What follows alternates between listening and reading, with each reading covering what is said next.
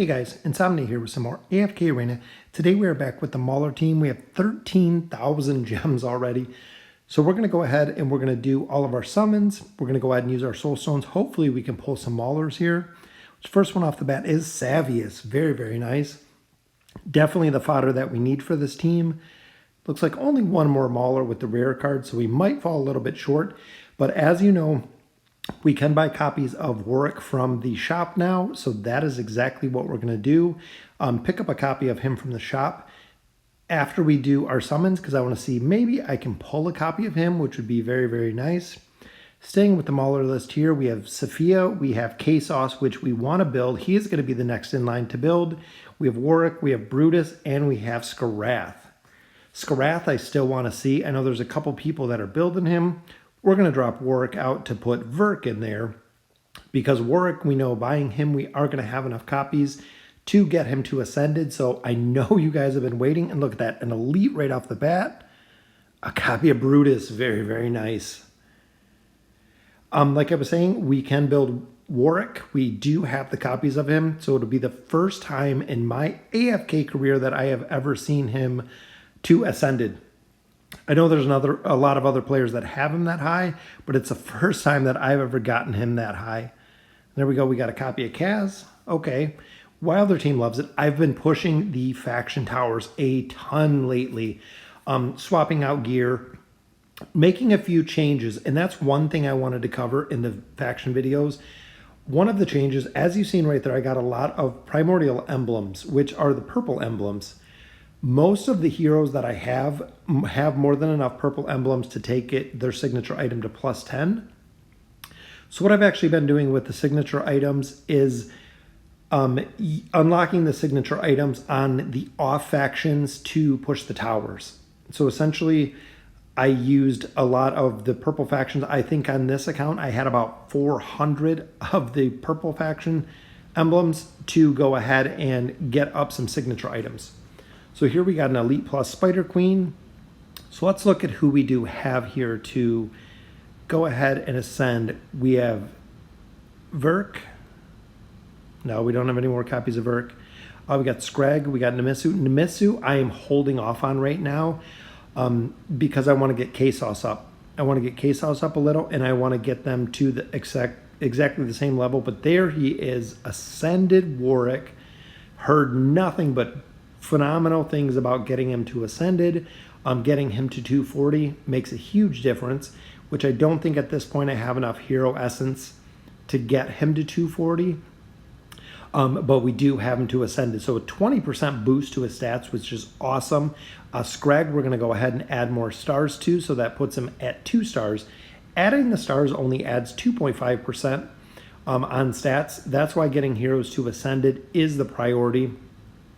So we're going to go ahead and we're going to use Antandra. She's a hero I'm not going to build maybe in the future in this account, but we're going to go ahead and have K-Sauce. Brutus, I'm still saving the copies of. We do need a couple more copies of K-Sauce too, but he is another hero, again, we can buy from the shop. So it makes it really, really easy. And we already have Legendary Plus fodder there to get him up. Other big thing on the account is, as you've seen from the last video, pulling our red chests. We have enough to get Sophia to plus 30. Her plus 30 signature item is just absolutely monster. Once she hits the maximum damage, so once she hits her output, her regular attacks turn to scatterbolts. The big thing with the scatterbolts is scatterbolts stun. When a scatterbolt hits a target, it stuns the primary target. It breaks into 2 other bolts which hit other targets. So it's very, very powerful. Once we get her up kind of fully charged, just like her ult does a ton of damage when her ult goes off. Usually if she powers up the ult completely, she destroys the enemy. We also have Warek to plus 20 on his signature item. So again, the Coward Crusher, very, very cool. Plus 20. Warek is a hero that I've never used short of this account. I don't have him anywhere else. I don't have him built anywhere else. So I want to see how well he does. He is a scaling hero, however. Once you get his abilities up, or once he has time to scale,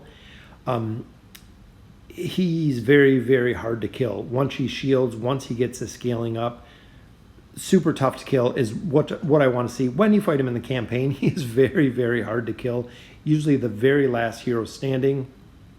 The other one we're going to focus on who does absolutely monster damage for the Wilder team is Warek. So Warek is going to be the next signature item that we're taking to plus 20 because remember, Scrag, the plus 30 for Scrag is not that good. So Scrag will be staying at plus 20 until we get a lot further in the game. So Warek is actually going to be the next hero that we're going to the plus 20 because he does monster damage with his plus 30 item. And we'll go ahead and we'll strengthen his gear. Unfortunately, we don't have any Mauler specific gear for this team, but we will continue to go ahead and work on our T1 stones. As you can see, most of his gear we already have at T1, and I believe most of Sophia gear we do, some of Warek's gear, so we'll go ahead and get his gear up a little bit higher because it is faction gear. Even though it's not specifically his faction, never ever spend money past 3 stars on an item that is not faction specific because you can never change it and you'll be stuck with that item for the remainder of the game unless you use it for fodder. So let's go ahead and we'll push into the campaign. 22-20 is where we were stuck. Some of the teams have already pushed into 23. We're still on 22 here, and look at that, a 5-man fully ascended team, exactly what we wanted. And it looks like Warek still goes down pretty early there, unfortunately, but look at Warek. Warek just runs up and down here, absolutely destroys everybody. Sophia, hopefully we can pull it out, which we got it. Once her ult goes off, that's usually it. Let's check out the damage on this one. So Warek, 3.3 million damage with a plus 15 signature item. 1 star, absolutely huge, but 22-20, we got that one done. 22-21, fighting a couple Wilders here and some light bearers. Again, I want to watch Warek at this point because I want to see, he's got 1 teddy bear up, and that's all it took. He didn't even get any more, so he survived that battle, which is ideal. Trying to increase his survivability. He does have good gear on. I believe 2 of the 4 pieces he has are Mauler specific, so he is pretty well geared. We got 2 teddy bears up there. Looks like he's throwing around Namisu. There's his 3rd teddy bear. And once he usually has 3 bears up, you can't kill him, is what I've heard. So let's see here, 22-23. Again, we're going to go with the exact same lineup. He pops his shield. The shield is what makes him very, very powerful. He does have his own shield and his healing aspect. If you look, he is healing. Here he is over on Namora. Got his 3 teddy bears up, just like we want. And again, starting to survive battles, which is awesome. Overall, he's not doing much damage. You look at 334,000, 864 from Warek. So Warek is doing a ton of damage, where Warek is not doing very much at all. The one big thing with Scrag is he ults so quick that I think that's part of it that makes him so powerful, as well as Warek. Warek has his own haste buff, so as he's attacking, he increases haste depending on how many targets he does. 3 million there, 2.2 from Warek.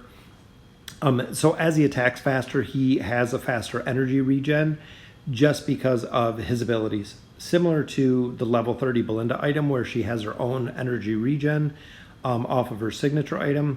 Here he's getting back, Warek is getting back energy just off attacking and how many targets he hits. Plus that little Vio Bomb, you see that little poison Vio Bomb that he throws in does a ton of damage. Not only AoE damage, but I believe it does damage over time as well, so it actually poisons the target. So pushing right through chapter 22 here with the faction accounts, absolutely awesome. 22-26. And some of the tough teams that we have here are Brutus. Brutus at this point, Warek goes down there. Savvy is starting to destroy the team. But Brutus with his shield is so tough. So that is our first defeat for this stage, which is 22-26. To counter Brutus, I put Warek on Brutus. Just the exact same that I do with the Wilder team, putting Almas on Brutus. The only thing I want Warek to do in the bottom is hold Brutus. That's it. If he pops his shield, great, but I just want him to be able to hold Brutus till we can knock at least a couple seconds off that shield, which works absolutely perfect there. Holding the target there just gives us time to burn down a shield, essentially, with the tank that I have on him. Like I said, the Wilder account, I do the same with Almas. Laybear account, I do the same with Lucius. I'll put Lucius on Brutus. That way they can just hold Brutus, and that's kind of ideal. Especially with this team comp, it's very, very powerful with her static field. With Sophia's static field, does a ton of damage. Unfortunately, it went on Verk there, who was in the back line, so it didn't really have that big of effect.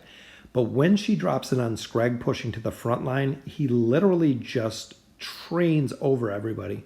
So we got a shield there. There's his ult, which I believe we got it over there on some totems. I believe the static field is over there already. And here comes the ult, so we got the stage down. Let's check out the damage on this one. Probably considerable. 2.7 million Sophia, 1.6 from Verk. Again, Verk doing a ton of damage. 200,000 healing from Nimisu. 326,000 from Screg. Really makes me reconsider Nimisu. And that's one of the things that I want to focus on in this account is I want to build K-Sauce, because K-Sauce, even though he is the warrior class, which if you've checked out the 1.37 notes, they're respecking or redoing the warrior class. But Nimisu is the only support class here, and he doesn't do much healing at all. Even though 262, Screg does more healing. Warek's close on the healing. So using K-Sauce with the life leech ability with an all Mauler team, because K-Sauce actually gives a bonus to Maulers on the team. So they'll actually have a higher life leech than other heroes will have. So I want to try Nimisu for 5 or 10 stages, and then be able to swap in K-Sauce for 5 or 10 stages, see who is really beneficial, and see, honestly, which is going to be the better healer and what's kind of going to make the most sense. Very, very disappointed at this point with Nimisu. I know they buffed him a little while ago, but he definitely needs another rework. That's why I'm not moving his signature item to +10 or past +10, because I want to see exactly how K-Sauce does. I've heard kind of both ways from the comments and reviews that I've gotten about K-Sauce being an absolute monster with a life leech, which will help, of course, Screg and Warek. If they can do a little bit more healing here, it would be ideal, because Nimisu is not doing much. And in this campaign stage, it looks like we are just getting destroyed here.